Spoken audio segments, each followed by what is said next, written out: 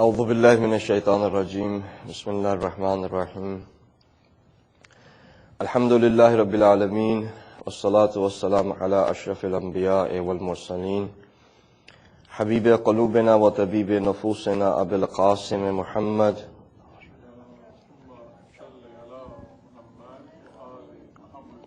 والصلاة والسلام على أهل بيته الطيبين الطاهرين المعصومين المظلومين ولعنة الله على أعدائهم أجمعين أما بعد قد قال الله سبحانه وتعالى في قرآن المجيد وفرقان الحميد وقوله الحق وهو أصدق الصادقين بسم الله الرحمن الرحيم وما خلقت الجن والإنس إلا ليعبدون السلام عليكم ورحمة الله وبركاته. May Allah subhanahu wa ta'ala bless you all, increase in your ability to obey Him and to worship Him. Last speech, you can say, the topic that we started off was worship. And we tried to define what a human being is, what is the place of worship in our lives, what is worship. This is not a topic that I can conclude in 3 days. What I would suggest to you is that you look into this topic more and find out, we should find out what the philosophy of things are. Why do we do things? When you understand why you do something, you would be able to feel the benefit of that thing. By doing it without finding out what is the reason behind it, why do we do it, what is the benefit, you won't get it. You won't get that effect. So, a person, Imam Hussain went to his friends and he said to them that, listen, Ya ayyuhan nas, O people, you should know that Allah subhanahu wa ta'ala has created His slaves so that they know Him, and by knowing Him they will worship Him. And by worshipping Him, they will become free of worship of anybody else. So you have the tradition. Imam Hussain came to his friends or to people. He said, O people, Allah subhanahu wa ta'ala has created His slaves for what? So that they know Him, and by knowing Him, they will worship Him.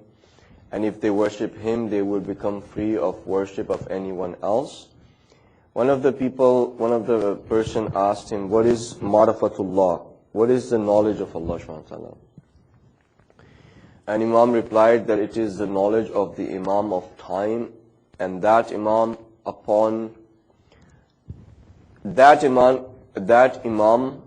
for the people that it is obligatory for them to obey.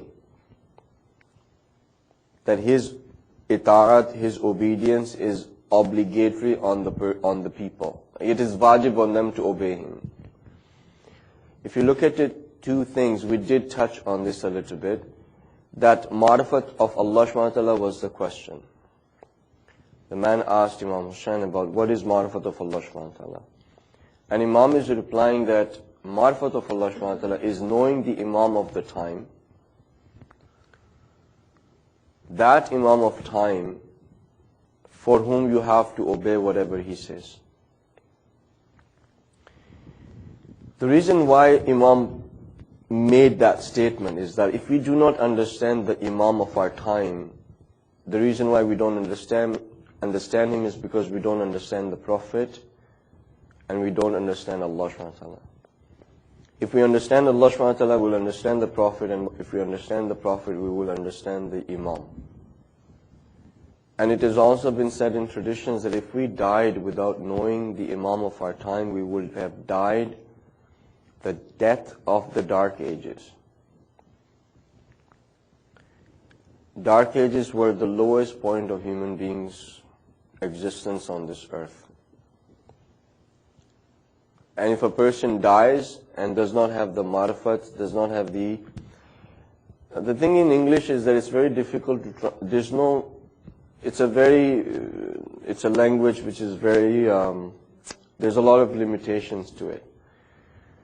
Marifat is awareness. Maybe one word would be awareness. The opposite to that would be unaware, or ghafla, or ghifla. You are aware that of yourself right now. Right? Are you aware of yourself? When you are concentrating on something else, you become unaware of yourself. Right? So awareness is ma'rifah. If you are aware of the Imam of time, that you have some sort of relationship with him, that is ma'rifah. Arif is that person that has a connection with Allah subhanahu wa ta'ala. And that connection does not break. It is not a matter of information. Information does not bring ma'rifat inside of the heart of a person.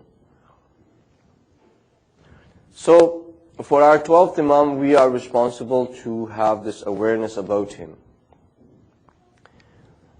Where do we stand on that? Like, how much awareness do we have about Imam? We basically treat him just as we would treat anyone else. Like Imam Hassan, Imam Hussein, their bodies are gone, but they're still alive. But our Imam, his body is also among us, and he's also alive. He's breathing the same air as you and I. He's walking on the same earth as you and I. Should we not treat him a bit differently than we treat our other Imams? Other Imams, we know they have gone from this world. You can go and visit their graves. We know that their souls are aware of us, but we treat our 12th Imam who's alive, walking on the same earth, the same way as we do to them. You have to build a relationship with our 12th Imam. By building a relationship, you will be able to become aware of him. How do you build a relationship with your 12th Imam? You find out the reasons why he went into hiding. Why did he go into occultation? You find out the reasons behind that. Once you find out the reasons behind that, then you start making sure that those reasons don't exist in this world anymore. And if those reasons don't exist in this world anymore, he will come. And in that process, you will be able to get ma'rifat of your 12th Imam in your heart. What were the reasons why our 12th Imam went into hiding? The main reason was that the people who said that they are theirs, they did not follow them. Imam Ali alayhi salam, if you pick up Nahjul Balagha is full of complaints of Imam Ali, of the people that were with him. Imam Ali says, I tell you to go to battle, you say it's too hot. Look at the complaints that they're giving. Oh, the weather is too hot, so we will not go and fight. I say to you, go and fight. Oh, it's too cold now. I tell you to stand, you sit down. I tell you to sit down, you stand. I am tired of you. Allah subhanahu wa ta'ala take me out from them. Imam of time who is the door of knowledge has to go out in public and shout, Saluni, Saluni. Why? Why does he have to go out in the crowd and keep on saying, ask me before you lose me? There was no one coming and asking him.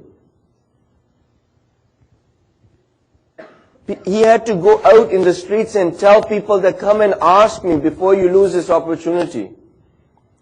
People were not asking questions. Even at the time of the Prophet, they did not used to ask questions. They would wait for a Bedouin to come and ask a question. Bedouin is Pendu. In Urdu we say Pendu.